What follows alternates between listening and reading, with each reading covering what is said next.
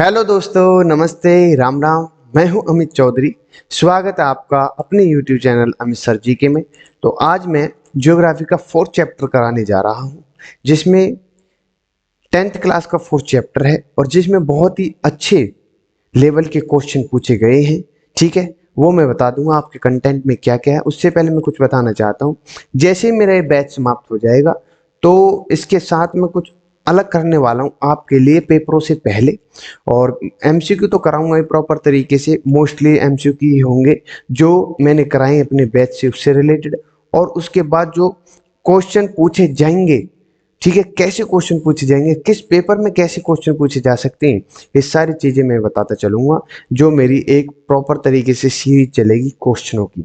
ठीक है, तो शुरू करते हैं। हम सीधा चलते हैं अपनी स्लाइड पर, ज्यादा बात नहीं करते हुए। ठीक है, आज हम करने वाले हैं कृषि एग्रीकल्चर के बारे में। यहाँ से क्वेश्चन बहुत आए हैं।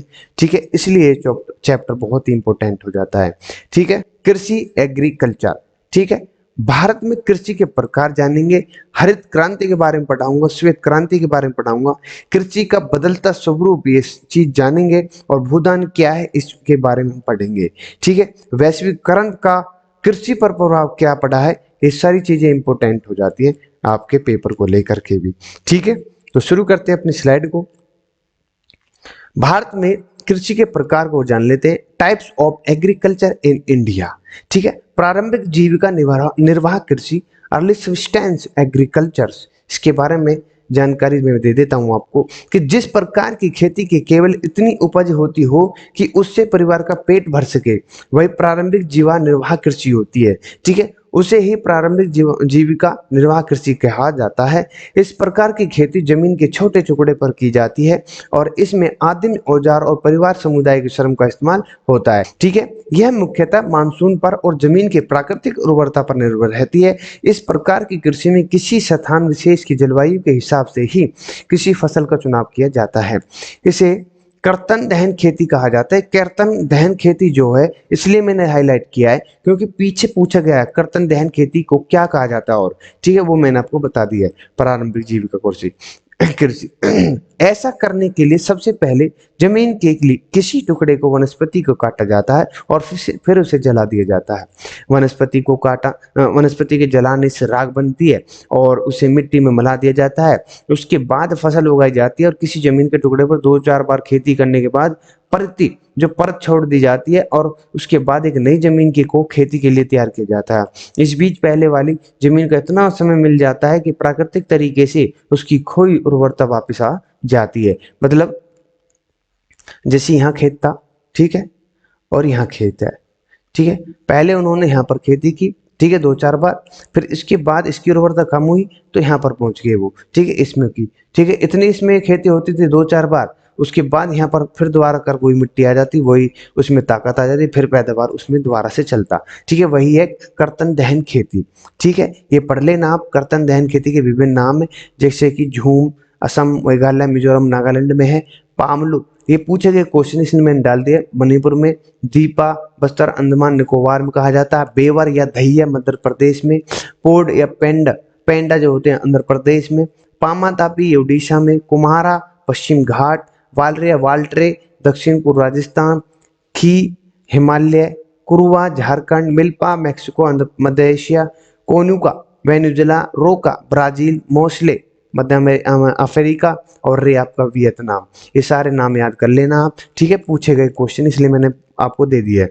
अब क्या है गहन जीविका कृषि। ठीक है, इंटेंसिव सब्सिस्टेंस एग्रीकल्चर के बारे में जान लेते हैं। जब कृषि बड़े भूभाग पर की जाती है, बड़े क्षेत्र पर, जहां पर सघन आबादी वाली, जब घनी मात्रा में, अधिक मात्रा में लोग मिलते हो, उसे ही गहन जीविका कृषि कहते हैं, करते हो इस क्षेत्र में। तो इस प्रकार की कृषि में जैव रासायनिक निवेशों और सिंचाई का अत्यधिक इस्तेमाल किया जाता है। ठीक है, जैसे कि गंगा मैदानी इलाके के क्षेत्र जो होते हैं वहां पर। तो गहन जीविका कृषि की समस्या क्या होती है कि पीढ़ी दर पीढ़ी जमीन का बंटवारा होने लगता है। ठीक है, जैसे कहते हैं ना कि हमारे बाप दादा पर या दादा के दादा पर 10-15-20 किला थे, कहते हैं ना, इतनी बीघा जमीन थी, ठीक है, वो बटकर से फिर आजकल एक एक किला, 2.5 बीघे, 2 बीघे, 3 बीघे, एक बीघे, या किसी पर 2 किला ऐसे आते हैं, ठीक है, वही चीज बात कर रहा है। पीढ़ी दर पीढ़ी बंटवारे होने लगते हैं, इससे जमीन का आकार छोटा होता चला जाता है और छोटे आकार के भूखंड से होने वाली पैदावार लाभप्रद नहीं रह पाती और इसके फलस्वरूप किसानों को रोजगार की तलाश में पलायन करना पड़ता है। ठीक है, वाणिज्यिक कृषि क्या होती है? कमर्शियल, जो मैंने पहले बता चुका हूं आपको, कि जब खेती का मुख्य उद्देश्य पैदावार की बिक्री करने हो तो उसे वाणिज्यिक कृषि कहते हैं। इस प्रकार की कृषि में आधुनिक साजो सामान का इस्तेमाल होता है। इसमें अधिक पैदावार वाले बीज, रासायनिक उर्वरक, कीटनाशक, खरपतवार नाशक का इस्तेमाल होता है। भारत में पंजाब, हरियाणा, पश्चिमी उत्तर प्रदेश और महाराष्ट्र के कुछ भागों में बड़े पैमाने पर वाणिज्यिक कृषि होती है। इसके अलावा बिहार, पश्चिम बंगाल, तमिलनाडु आदि में भी इसी प्रकार की खेती होती है। ठीक है, ये देख रहे हो, भारत के दक्षिण भागों में केले के रोपण कृषि हो रही है यहाँ पर। ठीक है, उत्तर पूर्व में बांसों की कृषि हो रही है, देख रहे हैं आपको। ठीक है, इसके बाद रोपण कृषि क्या होती है? जबकि जब किसी एक फसल को एक बड़े क्षेत्र में उपजाया जाता है, उसे ही रोपण कृषि कहा जाता है। इस प्रकार की कृषि में बड़ी पूंजी, बहुत सारे कामगारों की जरूरत पड़ती है और रोपण कृषि से मिलने वाले उत्पाद अक्सर उद्योग में इस्तेमाल होते हैं। ठीक है, बड़े बड़े उद्योगों में चाय, कॉफी, रबर, गन्ना, केला रोपण कृषि के लिए मुख्य फसलें हैं। चाय का उत्पादन मुख्य रूप से असम और उत्तरी बंगाल के चाय बागानों में होता है। कॉफी तमिलनाडु और उगाई जाती है। केला बिहार और महाराष्ट्र में उगाया जाता है। रोपण कृषि की सफलता के लिए यातायात और संचार के विकसित माध्यम, अच्छे बाजार की आवश्यकता होती है रोपण कृषि के लिए।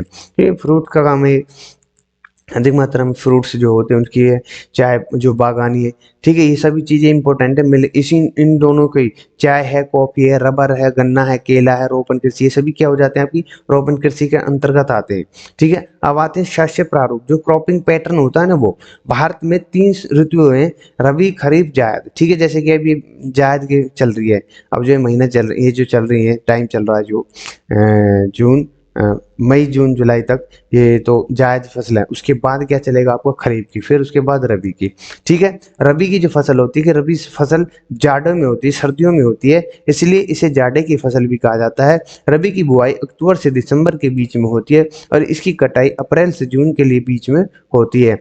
रबी की फसल गेहूं, बार्ली, मटर, चना, सरसों, पंजाब, हरियाणा, जम्मू कश्मीर, उत्तराखंड, उत्तर प्रदेश रबी की फसल उत्पादक है। इनके बारे में पता होगा।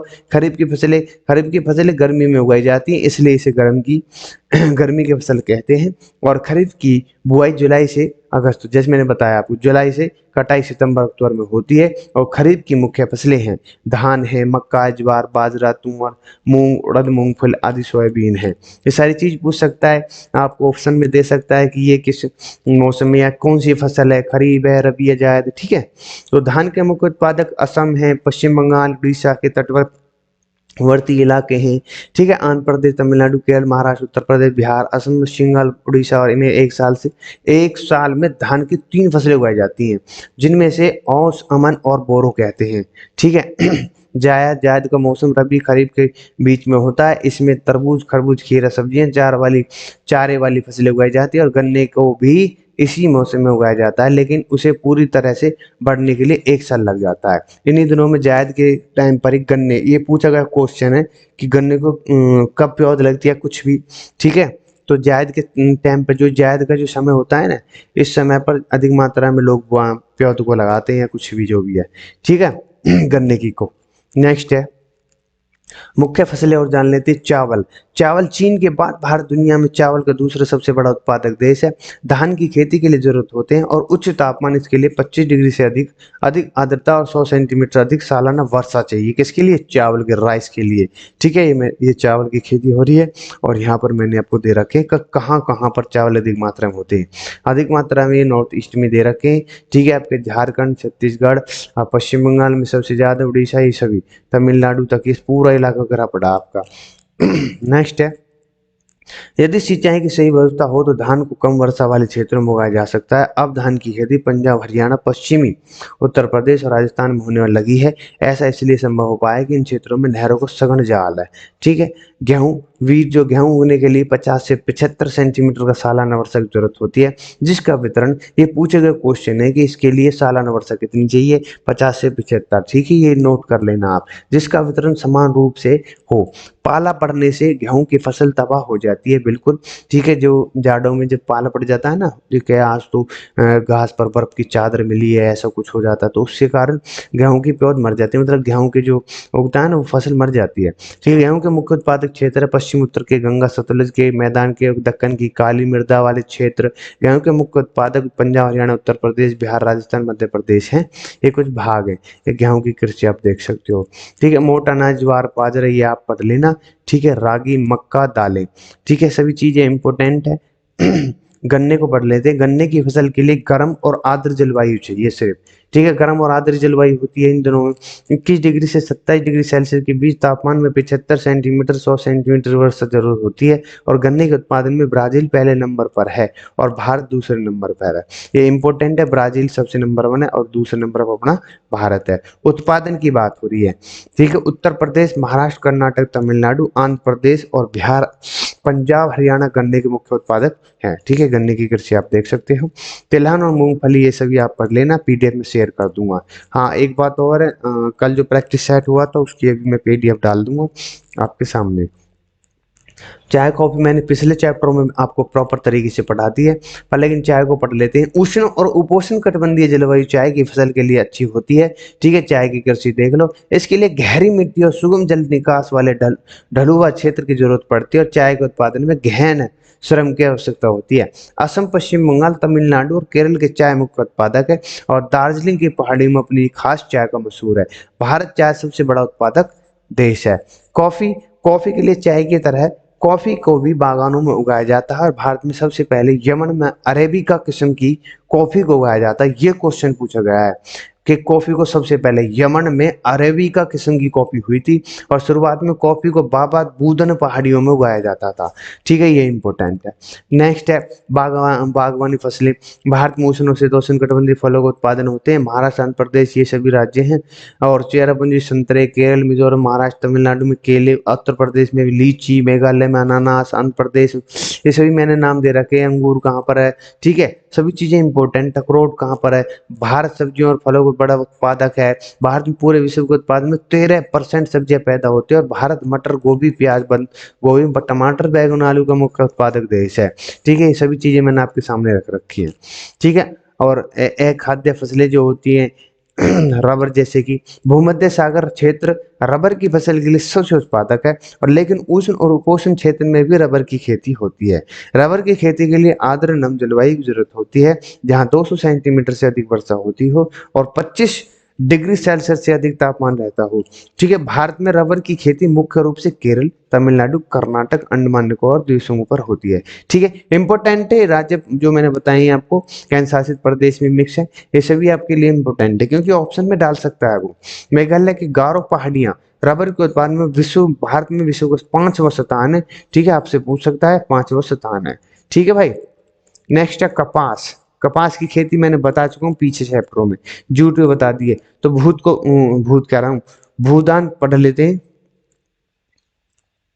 हाँ, भूदान को पढ़ते हैं। भूदान क्या है। अभी हरित क्रांति, श्वेत क्रांति के मोस्ट इंपोर्टेंट है, उसको बताऊंगा मैं। ग्राम दान और भूमि सुधार। ठीक है, भूमि सुधार पहली पंचवर्षीय योजना का मुख्य लक्ष्य था, ये इंपॉर्टेंट है। विनोबा भावे ने भूदान आंदोलन चलाया था ताकि बड़े जिम्मेदार अपनी कुछ जमीन भूमिहीन किसानों को दान कर दे। कई लोग भूदान आंदोलन के समर्थन में आ गए और अपनी जमीन दान में दे दी। ठीक है, नेक्स्ट है, जब जोत छोटी होती थी तो कृषि प्रबंधन सही ढंग से नहीं हो पाता था और इस समस्या को दूर करने के लिए सरकार ने भूमि सुधार के लिए कई कदम उठाए। इसके लिए जमीन की सीमाओं में फेरबदल किए गए जिससे एक किसान की सारी जमीन एक ही प्लॉट में आ जाए। ऐसा सुधार पंजाब, उत्तर प्रदेश जैसे कुछ राज्यों में सफल हुआ, लेकिन अधिकतर राज्यों के किसानों ने इस पर सहयोग नहीं किया, इसलिए अन्य राज्यों में भूमि सुधार नहीं हो पाया। ठीक है, हरित क्रांति के बारे में जान लेते हैं, ग्रीन रेवोल्यूशन के बारे में। ठीक है, हरित क्रांति की शुरुआत 1960 से 1970 के दशक में हुई। इस क्रांति का मुख्य उद्देश्य था कि कृषि उपज को बढ़ाना, ठीक है, अच्छी पैदावार लाना। इस क्रांति में नई टेक्नोलॉजी और अधिक उपज देने वाली बीजों से के इस्तेमाल पर जोर दिया गया। हरित क्रांति का परिणाम सुखद आय, खासकर पंजाब और हरियाणा में। ठीक है, सबसे इंपॉर्टेंट है। श्वेत क्रांति, व्हाइट रेवोल्यूशन, श्वेत क्रांति ऑपरेशन फ्लड के शुरुआत दूध के उत्पादन को बढ़ाने के लिए की गई थी, और 1980 से 1990 के दशकों में भूमि विकास के लिए एक व्यापक कार्यक्रम शुरू किया। इस कार्यक्रम में संस्थागत और टेक्नोलॉजी दोनों पहलुओं पर जोर दिया गया। किसानों को नुकसान की भरपाई के लिए बाढ़, सूखा, चक्रवात, आग और बीमारी के लिए फसल बीमा सुविधा दी गई। किसानों को आसानी से कर्ज मुहैया कराने के लिए ग्रामीण क्षेत्रों में ग्रामीण बैंक को कोऑपरेटिव सोसाइटी खोली गई। ठीक है, किसानों के फायदे के लिए किसान credit card, personal accident insurance scheme, कई अन्य स्कीम लाई गई जैसे चला रही है सरकार। ठीक है, सरकारी टेलीविजन चैनल, रेडियो कृषि पर संबंधित कार्यक्रम प्रसारित करती है। ठीक है, कैसे पैदावार होती है, किस मौसम में कौन सी होती है, सारी चीजें बताई जाती है। ठीक है, और मीडिया आप तो यूट्यूब पर देख लेते हैं। और मौसम की बुलेटिन भी आती है। सरकार न्यूनतम समर्थन मूल्य की घोषणा करती है। उस मूल्य पर सरकार किसानों को अनाज खरीदती है ताकि बिचौलियों को कुचल कर तोड़ा जा सके। ठीक है, उनको जो जो बिचौलिए होते हैं ना, वो सबसे ज्यादा खावे हुए। वर्तमान में स्थिति कैसी है हमारे आज के समय में? ठीक है, वर्तमान में कृषि के हालात अच्छे नहीं है। इस क्षेत्र में विकास तेजी से नीचे गिर रहा है। आयात शुल्क में कटौती के कारण यह किसानों को अंतर्राष्ट्रीय बाजारों में कड़ी टक्कर मिल रही है। कृषि क्षेत्र में निवेश नहीं हो पा रहा है, कुछ भी निवेश नहीं हो पा रहा है। इस क्षेत्र में रोजगार के नए अवसर नहीं पनप रहे हैं। किसमें? कृषि में। सकल घरेलू उत्पाद जीडीपी में कृषि की भागीदारी 1951 से लगातार गिर रही है। इसके बावजूद अभी भी कृषि क्षेत्र सबसे ज्यादा लोगों को रोजगार मुहैया कराता है। कृषि में होने वाले गिरावट के भयानक परिणाम हो सकते हैं, क्योंकि इसका प्रभाव पूरी अर्थव्यवस्था पर पड़ता है। कृषि के आधुनिकीकरण के लिए सरकार लगातार काम कर रही है, और भारत में कृषि सुधार के लिए भारतीय कृषि अनुसंधान परिषद, ICAR, कृषि विश्वविद्यालय, पशु चिकित्सा सेवा, पशु प्रजनन केंद्र और बागवानी मौसम विज्ञान के अनुसंधान और विकास पर खास ध्यान दिया जा रहा है। ग्रामीण क्षेत्रों में आधारभूत ढांचे सुधार के लिए सरकार कई कदम उठा रही है। ठीक है, सारी चीजें इंपॉर्टेंट है, ऐसा नहीं है कुछ भी छोड़ दूंगा आपके लिए। खाद्य सुरक्षा, फूड सिक्योरिटी होनी चाहिए, बम्पर स्टॉक होनी चाहिए, पीडीएस जो सार्वजनिक वितरण प्रणाली पीछे मैं पढ़ा चुका हूँ आपको। ठीक है, कृषि का बदलता स्वरूप कैसे है? समय बदलने के साथ कृषि का स्वरूप भी बदल रहा है। अब ज्यादा से ज्यादा किसान फल, सब्जियां, तिलहन और औद्योगिक महत्व को फसल उगाने लगे हैं। इससे किसानों को फायदा तो है रहा है, लेकिन खाद्य सुरक्षा की दृष्टि से यह खतरनाक है।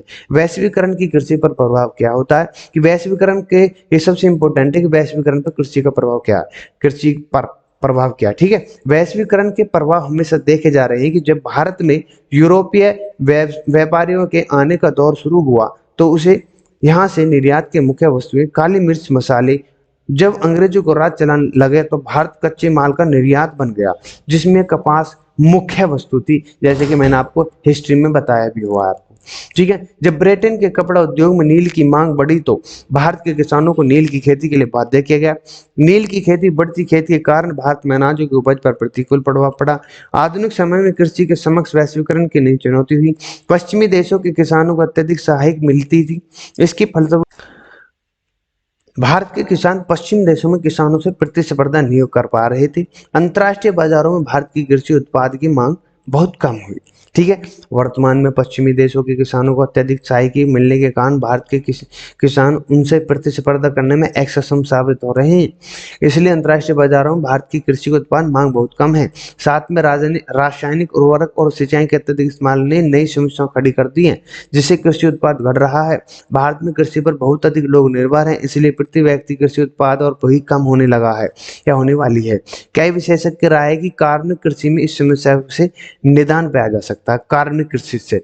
ठीक है, हरित क्रांति के परिणाम स्वरूप रासायनिक उर्वरक और सिंचाई अत्यधिक इस्तेमाल होने लगा है, इससे कृषि उत्पाद घटने लगा है।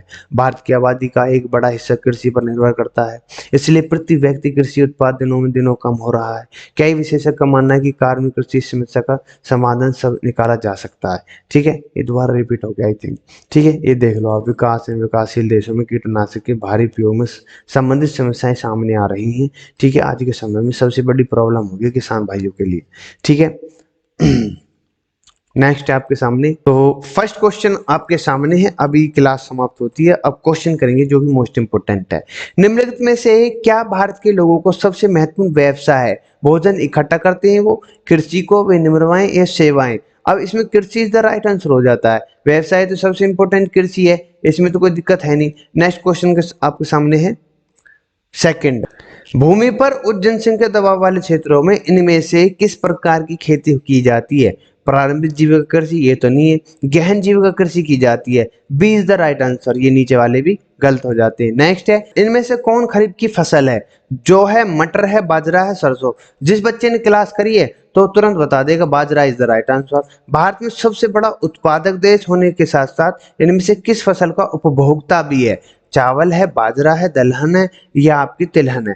तो दलहन इज द राइट आंसर हो जाता है। दलहन मतलब कि दालें आपकी राइट आंसर है। नेक्स्ट चलते हैं आपकी नेक्स्ट स्लाइड आपको, हाँ ठीक है।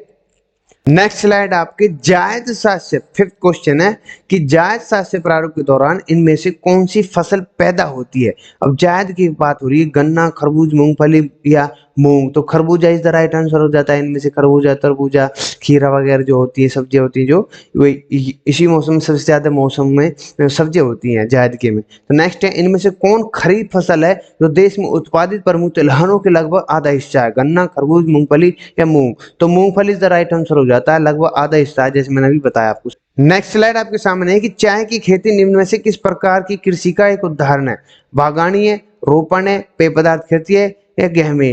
तो रोपण इज द राइट आंसर हो जाता है। ठीक है। नेक्स्ट है, श्वेत क्रांति में निम्नलिखित में से किस उत्पाद के उत्पादन में सुधार शामिल है? कपास में, गेहूं में, मक्का में, दूध में? अब इसमें से श्वेत क्रांति की बात हुई तो दुग्ध इज द राइट आंसर। ठीक है। निम्नलिखित में से कौन सा देश तिलहन का सबसे बड़ा उत्पादक है? तिलहन की बात हुई है, ना कि और किसी की। तिलहन मतलब तिल। चीन, ब्राजील, भारत, यमन? तो Bharat is the right answer हो जाता है। ये इंपॉर्टेंट क्वेश्चन है, ठीक है, क्योंकि भारत नंबर 1 पर है तिलहन में। 10वां है क्वेश्चन, निम्नलिखित में से कौन सा एक रेशेदार फसल है? रबड़, जूट, टमाटर, कॉफी? तो टमाटर गलत, कॉफी गलत, रबड़ गलत, jute is the right answer हो जाता है। नेक्स्ट है 11th क्वेश्चन, कौन सा विश्व में फल और सब्जियां सबसे बड़ा उत्पादक? Canada, USA, Pakistan, Bharat? I think Bharat is the right answer हो जाता है इसका। ठीक है।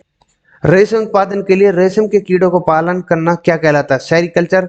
अब रेशम की बात है, रेशम हॉर्टिकल्चर, फ्लोरिकल्चर, एग्रीकल्चर, सभी मैंने बता चुके हैं, तो sericulture is the right answer. Next है, भारत के निम्नलिखित में से किस राज्य में चावल का व्यावसायिक फसल माना जाता है? पश्चिम बंगाल, उड़ीसा, बिहार, पंजाब? तो Punjab is the right answer. ठीक है, चावल की बात हुई है। निम्नलिखित में से किस फसल का सुनहरा रेशा कहा जाता है? गेहूं को, चावल को, मूंगफली को? Jute is the right answer, D is the right answer आपका। नेक्स्ट है कि निम्नलिखित में से रोपण कृषि की बात हुई है, जूट नहीं है, गेहूं भी नहीं है, तिलहन भी नहीं है, तो chai is the right answer, C is the right answer. C is the right answer. 16 है, निम्न में से किस पेय फसल में भारत विश्व का अग्रणी उत्पादक निर्यातक है? तो वो भी चाय का ही द राइट आंसर है। ठीक है, इसी के साथ मुझे लगता है ये क्लास यहीं पर समाप्त हो जाएगी, आपकी और मेरी। ठीक है, तो सभी चीजें आज की जो क्लास है मेरी आपके सामने 4th चैप्टर था, प्रॉपर तरीके से आपके समझ में आया होगा। ठीक है, जहां पर भी कहीं भी कोई कमी लगे तो उसे मुझे माफ कर दो मेरे भाइयों। ठीक है, और मैं तो अपनी पूरी बेस्ट दे रहा हूँ हर क्लास के अंतर्गत विद क्वेश्चन के साथ। ठीक है, तो नमस्ते, राम राम, जय हिंद, जय भारत।